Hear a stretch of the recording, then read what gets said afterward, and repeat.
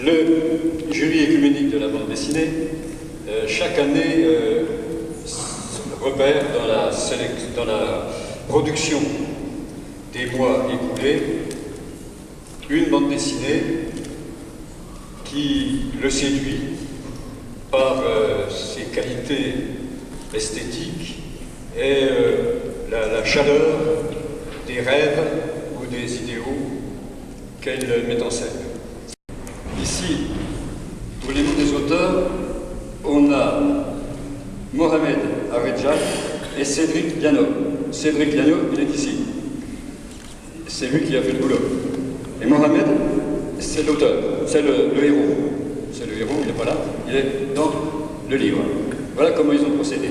C'est marrant. Par ailleurs, je m'aperçois que nous avons décerné un prix jeunesse, parce que le héros est jeune. Il quitte le Maroc pour courir vers la terre promise, où on a du travail, par exemple, on gagne sa vie, à l'âge de 17 ans. L'auteur est jeune, vous allez le voir de plus près, et l'éditeur est assez nouveau. Donc tout est nouveau dans cette affaire. Pour nous, il s'agit d'un thème assez connu, pour les lecteurs de la Bible en tout cas, puisqu'il s'agit d'exil, d'exode et de la recherche d'une terre promise. Plus une pincée de cette fable où le personnage s'en va au bout du monde à la recherche du bonheur pour finir par le trouver à la porte de la maison qu'il avait quittée. Le bonheur qui attendait. Alors je vais donner la parole à l'auteur, Cédric Liano, pour qu'il vous explique comment ça se passe.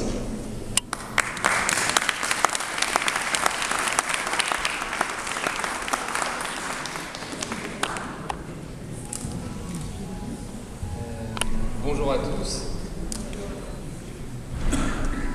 Je tiens à remercier les jurés du prix œcuménique d'avoir, dans une période où on parle beaucoup de liberté d'expression, distingué une bande dessinée qui raconte la trajectoire d'un Marocain, berbère amazigh, musulman, pauvre, du sud du Maroc.